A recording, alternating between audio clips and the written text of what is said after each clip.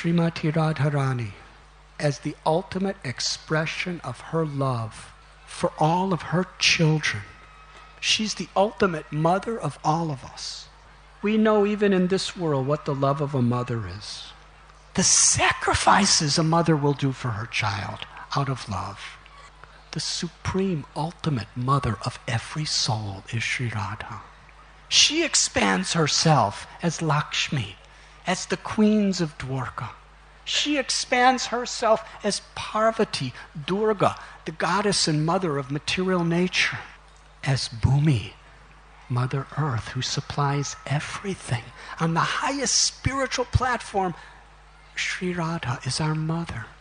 Her infinite love for us, seeing us in this desperate condition, covered by Maya, forgetting the true wealth of the soul, has come to this world as Lord Chaitanya to give the gift of her grace through the chanting of the holy names. Hare Krishna, Hare Krishna, Krishna Krishna, Hare Hare.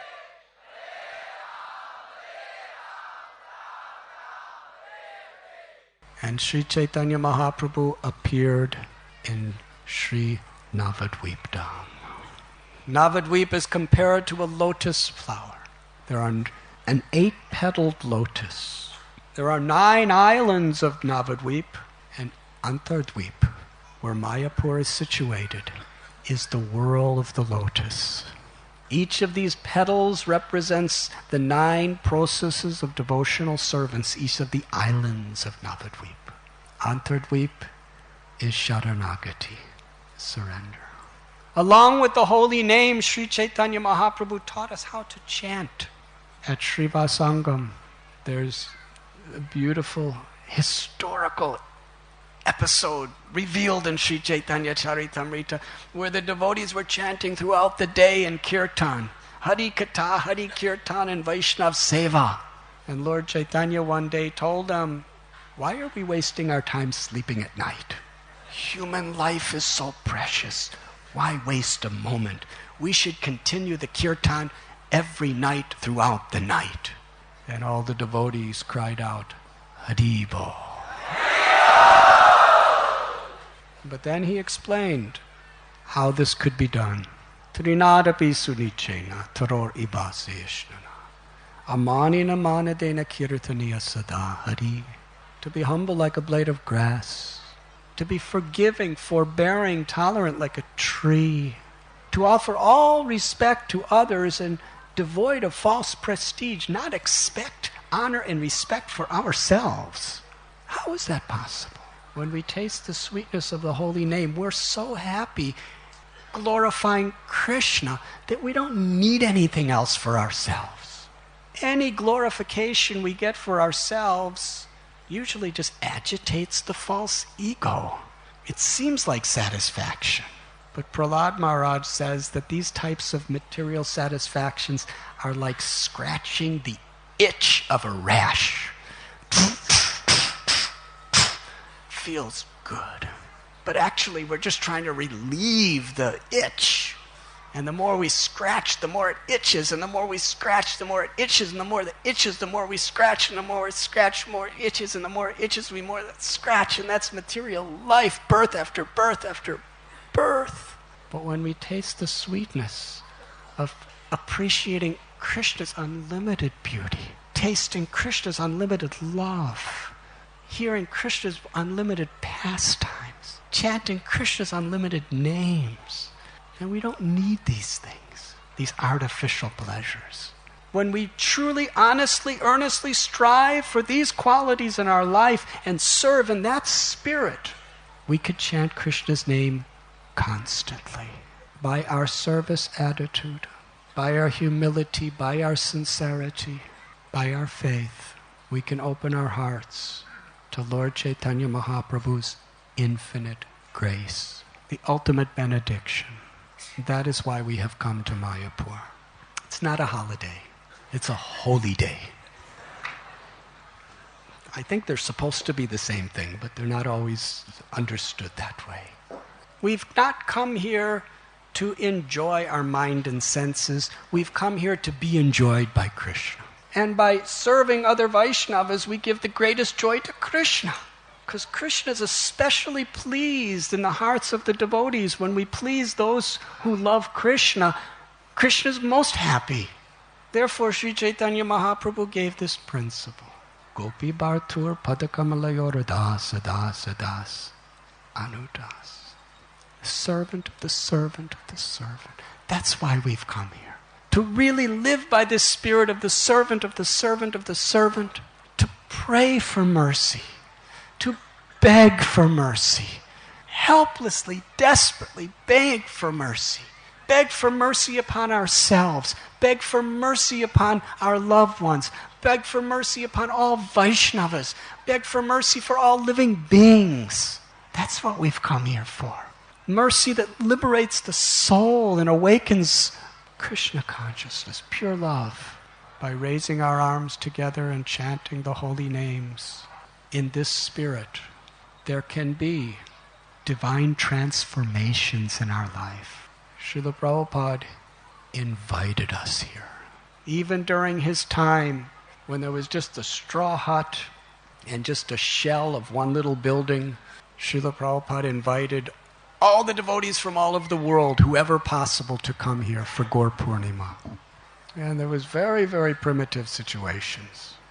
A lot of mosquitoes. It was just fields everywhere. We're close to a field now, so there's some mosquitoes. I see many of you itching. Srila Prabhupada, it was one of his primary orders to build this temple of the Vedic planetarium. At a time when it was just a little straw hut and then a little temple on the ground floor of a little guest house with little brass deities of Radha Madhava and Lord Chaitanya. He was talking about large-sized Radha Krishna deities, Astasaki, and the Panchatattva. What we see in the temple was Prabhupada's plan for the Panchatattva. His Grace Jananivas Prabhu, Pankajangari Prabhu, they were there from that time, watching how things evolved under Prabhupada's compassionate will. Sri Chaitanya Mahaprabhu, he compared himself to a gardener. He said, I have come with these fruits, the fruits of love of God. If anyone tastes a single fruit, they will be satisfied forever. And I have so many fruits, unlimited fruits. I cannot distribute them myself. He requested his devotees to assist him.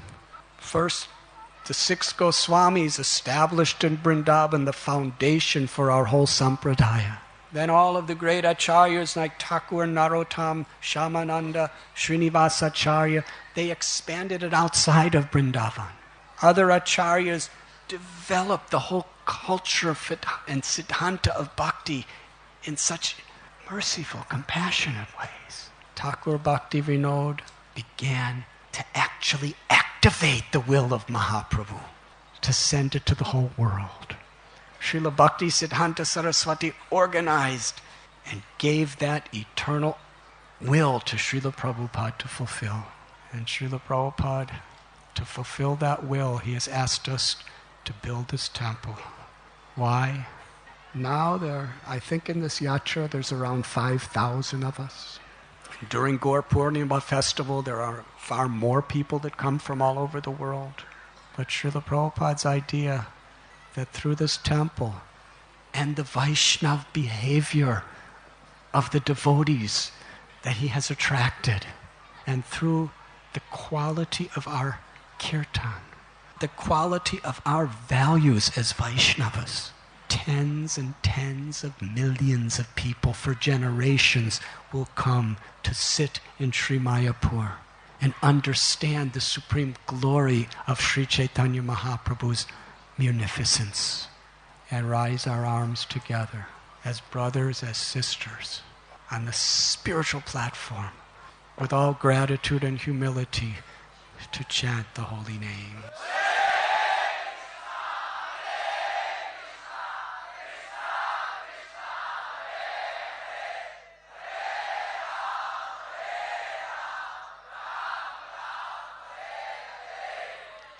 Jeev Jago, Jeev Jago, Gauda Chandra bole, Kotha nidra jayo maya pisachira kole. Mahaprabhu's message. He would sing this song going village to village, town to town, bathing ghat to bathing ghat here in Navadwip. Wake up, sleeping souls. You are sleeping in the lap of Maya. Wake up. Mukunda Madhava Hari. Chant these holy names. Vrindavan is Madhurya Dham, the place where the intimate, highest lila of the Lord was revealed. Mayapur, Navadwip is Odarya Dham, the place where that same Madhurya Ras of Vrindavan is being distributed to everyone in the world. Let us bow our heads in gratitude to Srila Prabhupada, to all of our previous acharyas, to Panchatattva, to Shri Shri Radha Madhava, to all the assembled Vaishnavas for this unimaginable, causeless blessing of being together in Sri Navadvip Dham. You were listening to Radhanath Swami on devotionalnectar.com.